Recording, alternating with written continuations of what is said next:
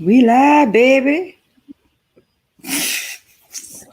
I tried to be so New Orleans just now, and it was an epic fail. We It's okay. live, baby. Let me go to Facebook.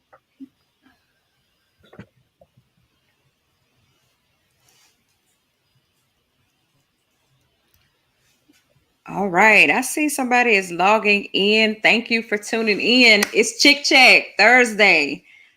I'm so excited about today. If you are on Facebook, you are missing out on what we're doing over on YouTube. So if you can scroll up and you can see the link, so subscribe to YouTube channel. And if you do that, then you will have the pleasure of seeing the audience as we interact with the audience. Hi, I see Carly is on YouTube. I see Aaron is on YouTube. Hi, Dr. Willer. Facebook audience. I see if you got to like, comment, and share. I need you to get your mugs. Did you bring your tea? Because I got some tea tonight. And I really did put tea in my mug today. Good vibes only is where we coming from tonight.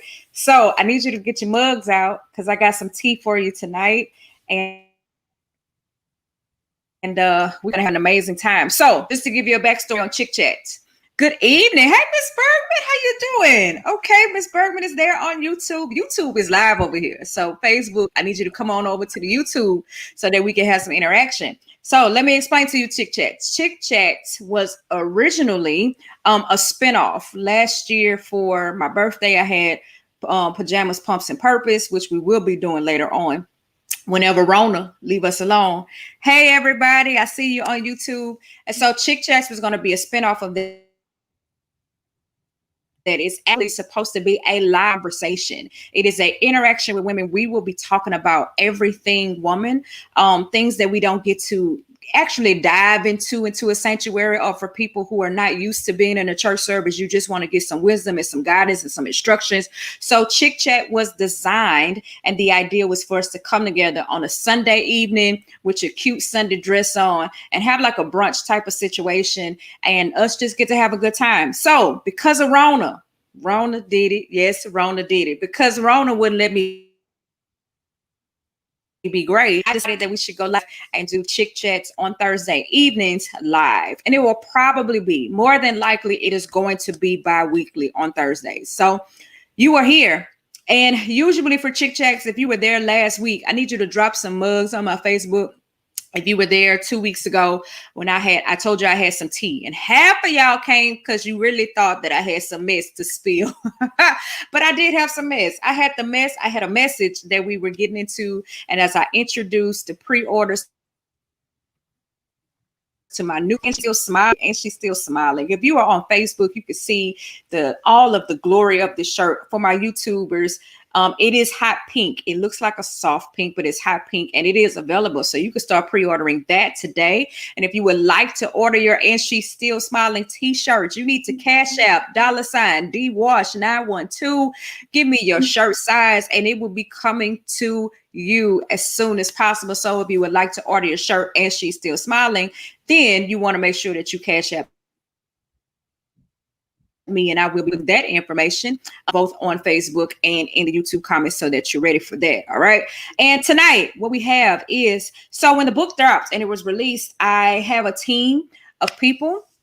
And for my team, I have a list of editors. We edit, we format, we do everything together to make sure everything gets published. And we have what is called beta readers. This is a group of women who had the opportunity to read the book before its release. And I am having a conversation. If you are on my YouTube and you see somebody on the screen, it is the lovely Khadijah. We give a applause for her for joining me on tonight. She was one of my beta readers.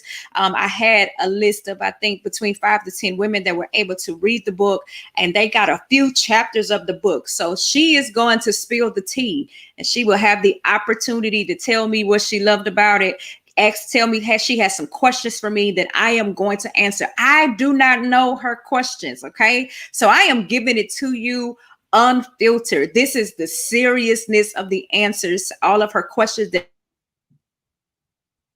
she have. I know beforehand, I wanted to give you an authentic response. Okay. I wanted an authentic response to the questions. So the questions that she have, I'm answering them for you, not with a script, not filtered out. I'm giving it to you the way that it comes to me so that you can have a sincere answer. So without further ado, Miss Khadijah Smith, could you please introduce yourself for the people?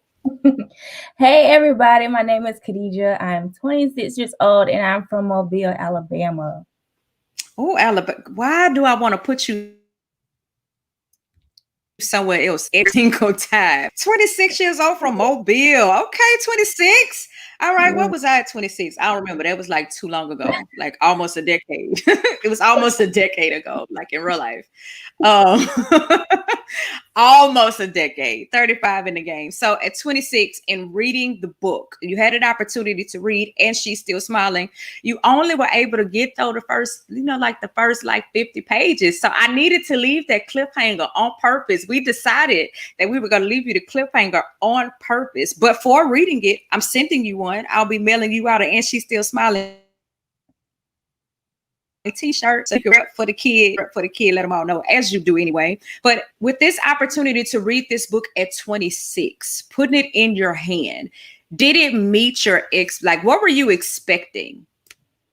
It did. I honestly think I wasn't sure what I was expecting, but I was gonna say I love the fact that it was like real, it was transparent, and it was like real issues. It wasn't no kind of like sugar-coated book, like no fairy tale type of book. It was like real stuff.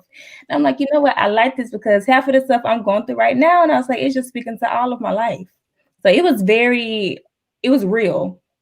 That's like the perfect word for it. It was real.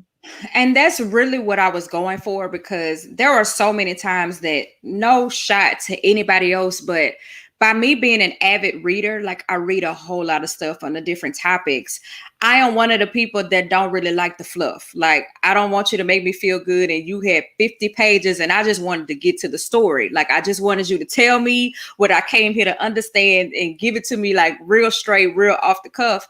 And so I wanted that. I wanted it to feel like you could relate to it.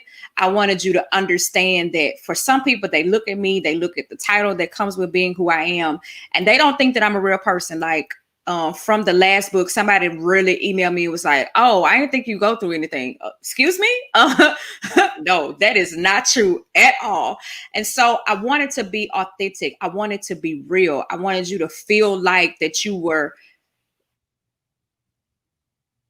in there. You come to this story. So everybody had that person. I always call it from your dumb days, because when you ain't no better, you was just out here doing crazy stuff. And so we all have our dumb days. We all have our moment when it was that one dude that you just realized you was real dumb, like real dumb. And I wanted to be as transparent as possible so that you could understand that you're not by yourself. Because I think when we are going through things and when we're dealing with things in life, we think we the only person in the world who's ever been cheated on. We the only person in the world that was hated being single. Only person in the world that's single. Like, it seemed like everybody get married and having babies, and what about me? And so I wanted to make sure that you didn't feel by yourself. And so that's why you get like, it's real. Like she said, it's real. I give you the real. Okay. So in being able to read the first few, I think you got like the first 50 pages, which should have been like the first wave, 2 chapters, I believe. What questions did you have? Or should I say first, what stood out to you the most? Like, what is the one thing that you won't forget? That I won't forget. It was one part in the book where you said you can't, hold on, because I wrote it down. Oh, you wrote it down. Okay. She wrote it down. All right. I didn't want to preach healing, but live broken. And I was like, that is so true. That was it right there. Because people think you out here, they think you perfect and everything. Now I know what you're going through on the inside. Right. And that was the one thing, like I did not want to be the person that be sure that everybody else heals. And I put my healing to the side and I look up and I'm mad at God and I'm frustrated because I was out here healing everybody else and you didn't heal me. And so because I didn't want to be that way, I did not want to preach the very thing that I didn't get for myself. So I wanted to get in there. Like, That was the one thing that fueled my fire. Like, listen, I can't be going around here preaching healing, and I'm walking around with unforgiveness, and I'm bitter, and I'm mad. Because God will let, like, he says that one story in the Bible, he was like, you went did all this stuff for me, but I ain't never know you. That right there, it hit my heart. And because it hit my heart, I made a vow that I would never preach something that's contrary to how I expect to live and what I've actually allowed God to do in my life. So no, I will not preach healing and live broken. That's a word for somebody. You can't be out here preaching healing and living broken. All right, so it's time for you to take the floor. What's your first question? Yes, the first question. There was a part in the book where you said, I spent so much time trying to fast forward past my singleness that I missed my singleness. So what was the turning point that caused you to change your perspective on your single season and really realize what you were going through? The turning point for my single season and realizing that I needed to accept it is that it never left.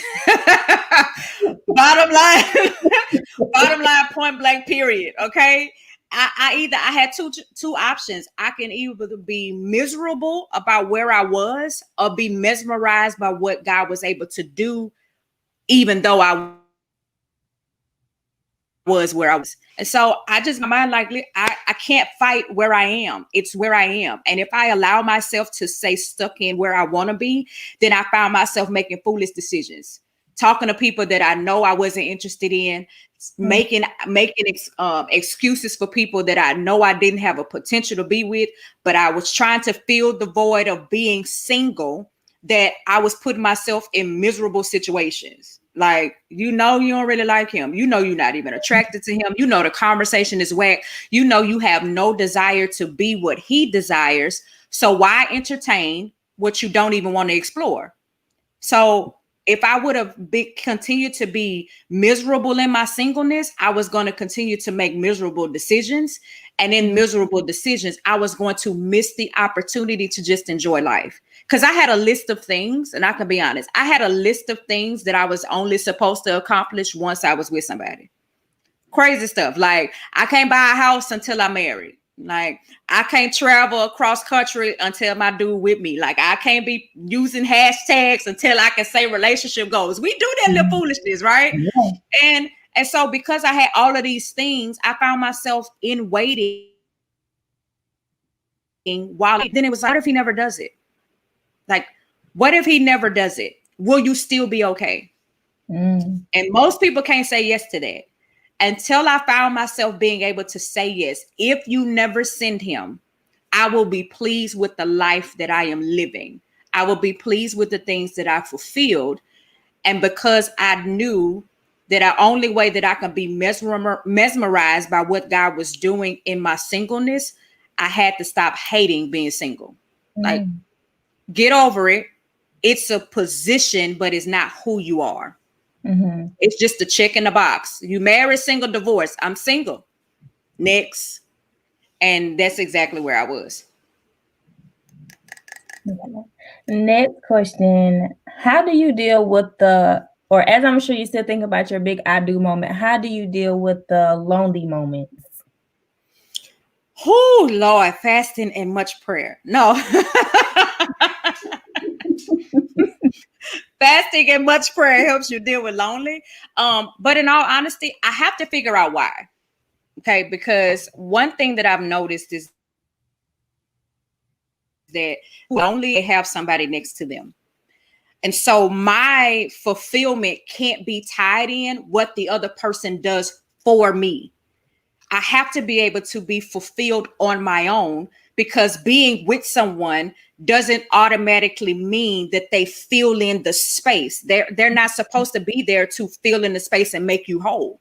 You're supposed to have this wholeness within yourself first, because what happens if you marry and then something happens to your spouse? Then what do? If you were looking for them to fulfill that, what happens if what you're looking for them to fulfill, if he's a man that has purpose, and he's a man, y'all be talking about, oh, I want me a baller. Okay, a baller is busy. So if you not comfortable with being by yourself, then you're going to have a baller that's busy and still not be satisfied. So in the lonely places, I first ask myself, why am I lonely? Like, what's happening?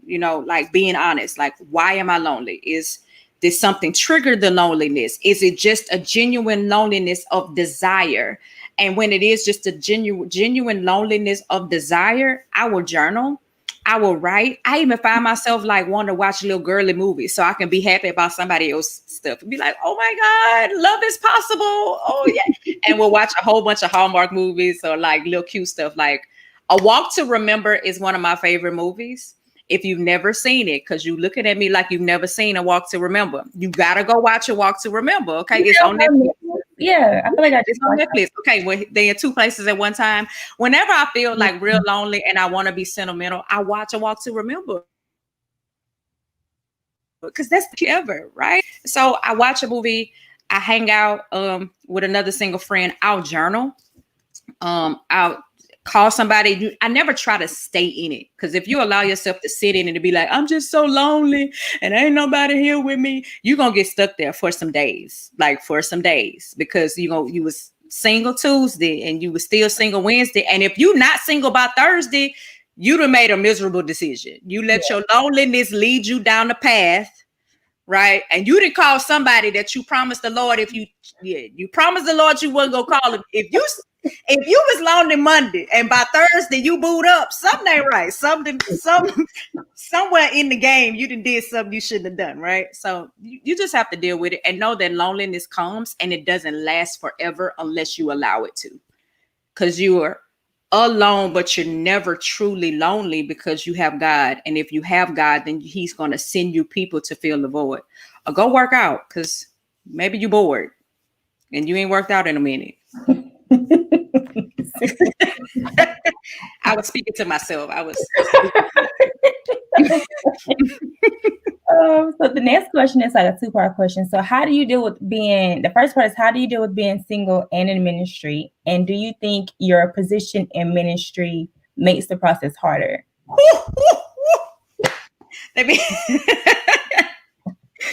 Okay, let me answer that in the realest way possible. Dealing with in ministry and being single, for me, the two don't really go together in my mind. Because when I am about doing ministry, I'm really not truly thinking about being single. Maybe unless you see somebody else that's walking together in ministry and it says, oh, I desire that. But when I'm doing ministry, I am so wrapped up in what I have to do. And the assignment is the sermon right? Am I preaching right? Is the clothes acceptable? It's making sure I'm not a distraction, spending time with God to make sure that who this word is for, that they receive the word, and that I'm so wrapped up in doing the work of serving God that I'm not really paying attention to the fact that I'm single. Mm-hmm. Sometimes I'll pay attention to the fact that I'm single when the sermon is over, and I'll just want to call and be excited with somebody. But then God sent that, and I call my best friend who is literally traveling with me. So we just running about the service the way I'll be excited, and I'm up all night because I'm on a high, and single is not a matter.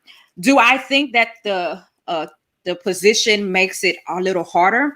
My natural personality is intimidating in and of itself. So I've heard from like guy friends or guys that I've conversed with or dated. But then also when people see the title, they automatically assume that Dominique, the person, and Pastor Dominique are like the same. But really, I am not the complete opposite, but Pastor Dominique is a boss and a leader because she has to be. Dominique, the woman, does not have a problem with submission. So I think the title, it does the thing that guys would hate, judging a book before its cover, and you didn't size me up before you got to know me. Mm-hmm. So that becomes the sometimes it can seem like the barrier, but it's also been the blessing, because foolishness don't come to me because of the title too. Like my DMs be dry. And I may joke and complain about that sometimes, but I'll be excited that my DM dry because there's a level of respect that certain foolishness I don't get to see because of the title. So it's a perspective thing. There are times where I really do think that who I am naturally, along with the title, can be off-putting, but it's going to be perfect for the person that is not easily intimidated or that has the right intentions and the motives. Mm-hmm. Okay. There was, well, you answered that one. On a certain page, you said I was the prayer prayer warrior that could get to the ears of God for everyone else except for myself. So how did you deal with that? Say it again. I missed the first half. You said I was the prayer warrior that could get to the ears of God for everyone else except myself. So how did you deal with that? I had to restructure. I had to restructure how I approach ministry. So many times I looked at praying and helping others. And I read this book about it's like about self-love. I can't think of the title of this book, but I read this book, and in this book it talk about giving yourself the same self-compassion is the name of the book. It talks about giving yourself the same compassion that you give to other people, and giving yourself that first. And me having to see that I was as important as the other people that I saw important to help. And for me, it was being able to look at me and say, you matter too. And not only do you matter too, but you matter first. Because if you're no good for yourself, then you're really not giving the people the best quality of you that you're trying to serve. So I had to restructure how I see. I was so others focused that I wasn't taking care of me. And then God had to restructure that you love people as you love yourself. So when I thought about that, I said, okay, I'm giving stuff to people that I haven't given to me. So am I really giving them my best authentic self, or am I giving them a God that I haven't first given to myself? So I learned to spend more time with God. I learned to really pray for myself. I learned that okay to take care of myself. It was okay to tell people, no, I'm drained today. I can't help you. I was given from my exhaustion, and then frustrated with God that he hadn't filled me up. And he said, but you didn't come to me to be filled. And I just had to restructure, letting God minister to me. And then I go out and minister to others, if that makes sense. Yeah. Mm-hmm. Okay. Yeah, I said that one. What would you say to someone who may be actively going through the process of healing? Hold on. It froze on me. Say it again. What would you say to someone who may be actively going through the process of healing? Oh, it's not going to be easy, but it is going to be worth it. Sometimes when you're going through the process of healing, like when I was going through my initial process of healing, and healing doesn't just start and stop at one place. There are going to be times in life where you realize the scars that someone else may have, touched the scab and like recut from something else, and you have triggers, right? Mm-hmm. And so I learned that healing was a continued process, and it can happen in phases, and allow myself the time to heal. I saw me being so frustrated that I wasn't healing fast enough, that I was trying to rush through the process because I just wanted to use my healing to help other people and use my healing. And did I learn the story? So whenever I would have a trigger, I would get frustrated and think that God hadn't healed me. And he'd be like, no, I healed that part, but that part led to this part. And so now I need to heal that part too. And that life experience will show you different areas that you still need to give to God. And because we always have in us only a void that only God can fill, he's going to always find places where he can grow you, and he can stretch you, and he can heal you, and he can make you better. And you have to allow him to do so. And so if you're actively going through the process of healing, then you want to continue to do your work. We will start the process of healing and be like, oh, okay, God, I gave you Adam because, there was the dude from high school. But he was like, okay, but you ain't let me get to all of it, because Adam, the decision you made to be with Adam actually came from the decision that your father didn't dare to be in your life. And because that relationship is broken, you let me fix the Adam thing, but you ain't let me do the work to make sure I get down and uproot the daddy issue that was there. And so sometimes we'll give God, okay, God, I'm going to give you this sex, and I'm going to be abstinence, but I ain't going to give you my manipulation, where the two go hand in hand. Right. Mm-hmm. And so you just have to be willing to give him all the pieces and not just let him have some pieces. Like, I think you could be all right if I take this one to the altar, but I can't let nobody know I'm struggling with pornography. So, I ain't gonna deal with that, and let him really do the work. So if you're in the process to heal, continue to grow, and let it continue to work. And don't be afraid if you get to a spot that you thought was free and then you found some residue. Don't be afraid of that. Like, he exposed it because it's there and it needs to be moved. Okay. And what was the hardest part about your healing process? The hardest part was getting rid of the idea that I had in my head. That was the hardest part. Because I had this idea of what life was supposed to be, I was more frustrated with what it hadn't become yet. And that really was a wall, a barrier of sorts that put up between my healing, like my freedom and my pain. Like, I put this, I ain't even there yet. And it became this frustrating, really like overwhelming place to be. And instead of healing my way through the situations or the lack of relational, because, when it comes to us women, we be paying attention to this clock. I don't know who made the clock or who owns the clock, but we be paying attention to the clock of whether it's biological clock and they said you can't have kids after this time, or whether it's all of my friends getting married and here I am and I'm still single, or maybe it's something wrong with me. Well, what if it's not? And I had to get over the fact that life wasn't supposed to be what I thought it was supposed to be. And that's okay. And to really allow life to just be what it is, a moment in time where I am grateful that I'm living and breathing, and I have an experience to understand me better. I get to know God better. I get to encounter a few people.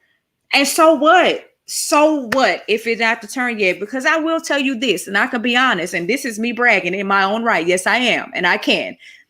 Whenever he comes, I know we gonna break the internet. So why? It don't even matter if I break the internet today or if I break the internet next week.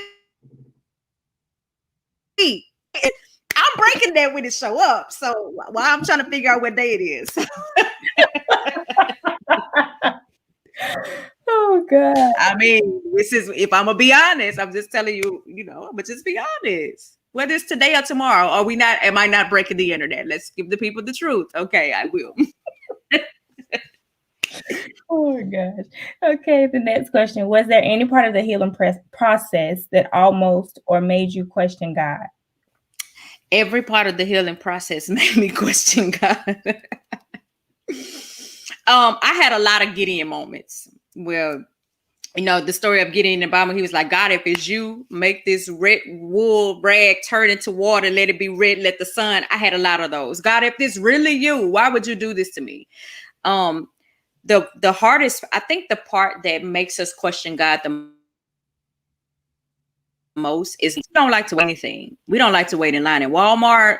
We don't like to wait for the perfect time. And we be saying we want the perfect situation and a perfect relationship and the perfect this and the perfect that. But we don't like to do the perfect work that sometimes that goes with waiting. So it's kind of like life is more so like ordering something, right? But instead of it being a fast food restaurant that is going to be there because they know they only serve chicken. Canes know they only serve chicken. So all they have to do is have chicken, right? Life is more so like a hibachi place. You get to pick out all the stuff that you want. It's cooked in front of you. You get to watch other people eat and get their place first, but it's coming to you fresh and it's not going to happen immediately. And it's the wait that makes us question God or be frustrated with him and you did it for everybody else, Lord, but why me? My brother got kids. My sister got kids. I went to people's wedding. My best friend why? And it's the wait that makes us question it. So yes, I definitely had a time where the wait was frustrating. I'm not going to make it like the wait was the best thing ever. But now I understand the wait. Because the longer it takes him to serve it up, the hotter it's gonna be, the better it's gonna be, the better place I'm gonna be in. And instead of me waiting during the wait, I had to learn to work my wait. What am I doing? I'm sitting up here saying, Lord, send them, and the Lord ain't sent them yet. But are you really ready for that? Like, do you make your bed? When do you wash clothes? Like, do you know how to cook at least one good meal, right? Or are you financially? Where are you financially? Where are you mentally? Do you know your purpose? If you saying you want to be with somebody that's established, do you know yourself enough to have your own identity, or are you waiting for somebody to change your last name and then you're becoming Mrs. whatever he does? Who are you? Have you worked your healing? Have you unpacked some relationships so that when you with Ben, you ain't getting triggered because you thought about Johnny? Like, are you really doing your work? And so I didn't let the wait stall me or stop me. I let the wait, be satisfying to me because the wait was preparing me for what I desire. Yeah. One of the thing that I had to get over with writing this book is that, in all honesty, I didn't want to release it because I thought that I needed to be in the relationship already in order to be qualified to teach other people about being in a relationship, right? So for me, the thing that keeps me motivated, the thing that keeps me excited about it was having to turn the table and say, okay, wait, if I'm helping people to go from this place of really enjoying their singleness and being okay with being single to now saying, okay, let's prepare you to start dating. I really don't have to be with somebody to show them the things that I've learned and how you can still be excited in your waiting season, that you don't have to like really dread being single or dread dating or make it so frustrating because you're trying to make him into the perfect picture. So the reason I titled it "And She's Still Smiling" is because though there are going to be frustrating parts of it, you're still supposed to be enjoying it. Like, y'all, I'm not going to say y'all to include you, but women, we make dating so stressful because we trying to get down the aisle. And then when you get down the aisle, do what? Like, are you really ready for the business, what it is to be in a marriage? Like, are you truly ready for that? It's not going to be hashtags and cute pictures and cute posts. I know TikTok and Instagram that made us think that that's what it is. A marriage is work. A partnership is work. Friendships are work if you want them to be lasting. And if you're not excited at the beginning of it, how are you going to be excited while you're going through the process? You know what I'm saying? So one thing about me, and we're going to get to what you got, a question or two left. One thing about me is most people hate when you had a first argument. That's my favorite part. Let me tell you why. Okay. I don't think I'm weird or crazy. Trust me, it's not. The reason I like the disagreement, because it gets to really show you the character of a person. Like, I get to see how he responds or reacts to having a disagreement with me. And then I get to see what did he trigger or how do I respond with having a disagreement, and what work are we going to do to get back on the same page with each other. Because when the Bible talks about how can two walk together unless they agree, that walking together, if you're going to be in a lasting relationship, is a consistent walk. But there are going to be some times where you're going to have to stop and check. Like, wait, did you just try to trip me over here? Oh, no, babe, I ain't trip you. It was just a rock. Like, are we both mad because we in a certain position? So I like to get to the argument stage, and it's exciting to me because I'll be like, oh my God, we was able to talk through it, and that was cute. And he was like questioning me, and he didn't want to be mad, and I didn't want to be mad until somebody try to pray with me when I'm already mad. Somebody, let's pray. The Lord is still working on me with that one. But just being excited about every stage of life is what I want to encourage, so that we can get to a healed whole place and just really enjoy life. God intended for us to enjoy it. And sometimes we miss out on enjoying it in the happy spaces because we're so worried about this perfectness that until we get to heaven, we're not going to always have. So take as many smiling moments as you can, many moments to enjoy it as humanly possible, so that you can get some enjoyment in life. Because I don't think he intended for us to like just be miserable, stuck up, mad believers. For why? So yeah. And the last question, what are the top 3 things that you would say that you've learned from your single season? Oh, let me see. Top 3. Oh, that's a tough one. Top 3 things that I learned in my single season. One of the main things that I learned, having just anybody isn't better than nobody. I'm gonna stress that until I leave here. Trying to just be with somebody and try to figure out, I'm gonna just make it work because it's better than being by myself. I think I said it in the book. I don't know if you got this part with my dad, where I was like, "You're not that hungry, eat a Snicker." My daddy said, "Listen, if you just want a pair of pants, you can go to JCPenney and get you a pair of pants. But if you actually want somebody just to be fulfilling, just wait on it." So having just anybody is not better than having nobody. The more healed you are, then the more lasting, like a better me, a stronger we is another thing that I learned. Like, if I can get everything that I possibly can to God to work on making me better, then if he's doing that same work, then we are better because we've both done our work individually. Monroe said that your marriage is only good as your individual.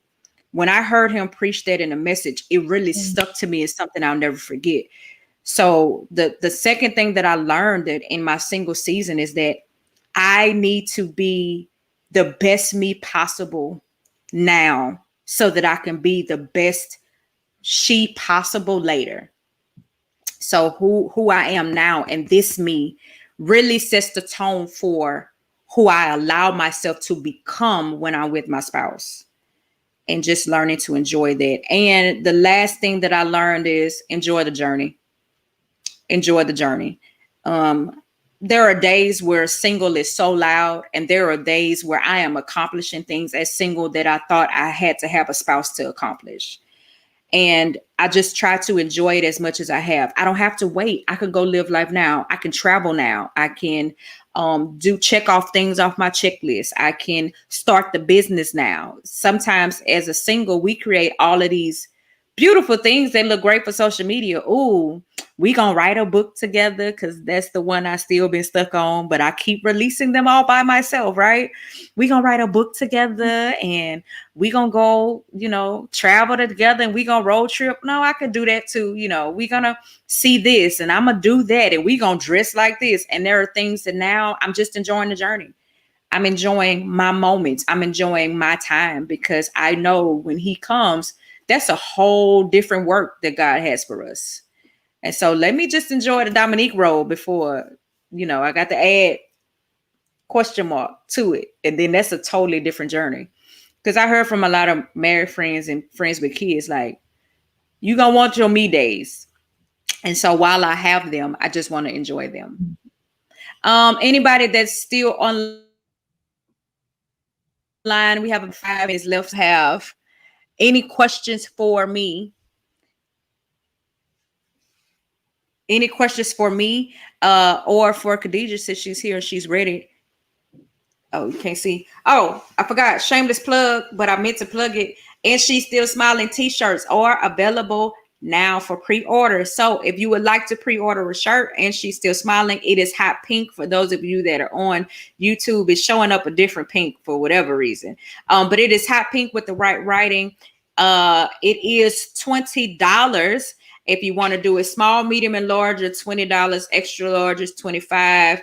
2X goes to 27 or 27. And I'll post the link to make sure that you're able to pre-order. Please go to Cash App, $DWash912, and leave your size, but also leave your mailing address if you would like to pre-order your shirt. And it does have a $7 shipping for all t-shirts. So you want to make sure you include that as well, but I will leave that up. And Aaron says, what keeps me smiling? The thing that keeps me smiling, I don't know if I said it yet, but the thing that keeps me smiling is anticipation of what's to come. I am always anticipating that something great is going to happen. It has to happen. So I am smiling in great expectations. Shameless plug, great expectations. I will be preaching on Sunday. So if you are in Baton Rouge area, you want to come over to higher ground, and I will be preaching about great expectations on Sunday. Okay. But the expectation or anticipation of what is going to happen keep me smiling. I legit found myself, because I'm low key not the girly girl. Like I have not planned a wedding. Okay. I haven't. Most people plan a wedding. They know what color scheme. What I planned my reception. I did. I'm gonna have a DJ and a live music. I know that how I want everybody to dress. It is a formal event, black tie only. I know I want that.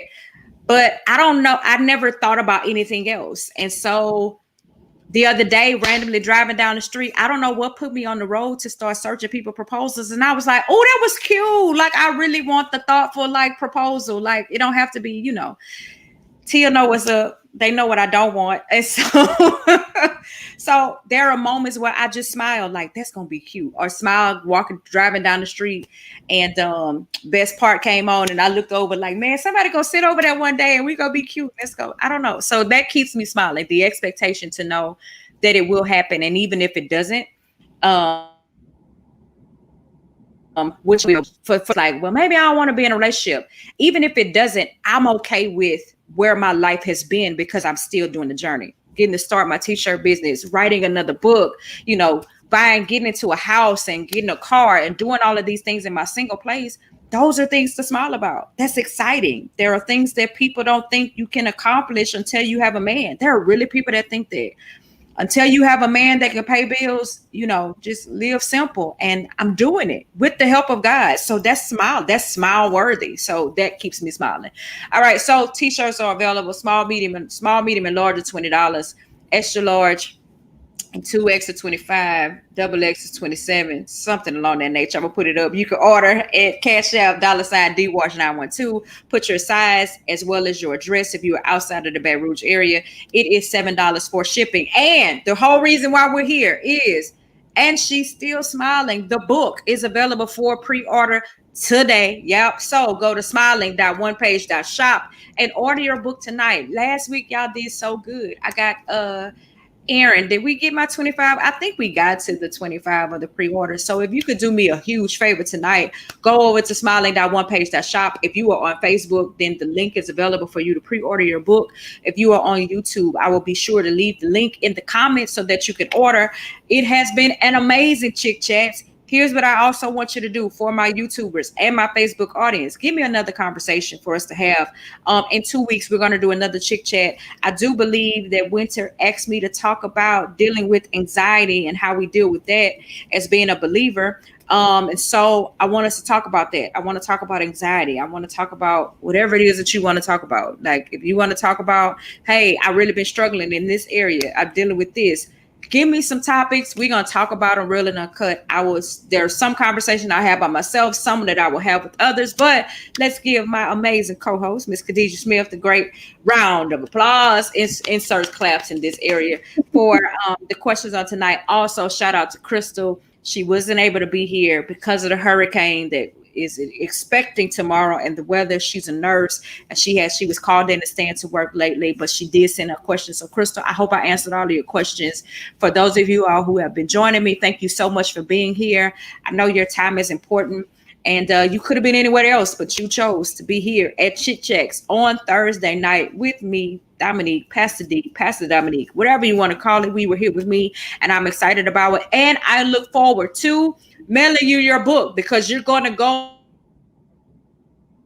to smilingonepage.shop right and you're going to order your book right now. Oh, somebody said we want to talk about depression or struggling with fear of your past. That's a good one. That is a good one to talk about. I think we're going to tackle that one. We're going to talk about depression because that is real. Okay. Depression is real. And we're going to talk about and deal with depression. All right. So I'm going to put that on the list. and we can jot that down so we can talk about that. But go to smiling.onepage.shop, go to Cash App and tell me that you need your t-shirt, and I'll have another one that I'll be dropping later on, but I'll send all the information for you so that you can order and be a part of that. All right, y'all, I love y'all. I hope you have an amazing night. Stay safe, stay in the house. We got some days off. Praise Jehovah for that. He wanted me to rest. Amen. I am believing that he wanted me to rest. I'm praying for everybody in the midst of the storm that it would either turn or dissipate, or that we will not be in harm's way, that all of our families and our units will be intact. I love you. Have an amazing night. Rest up. And I will see you next time on Chick Chats. All right. Peace.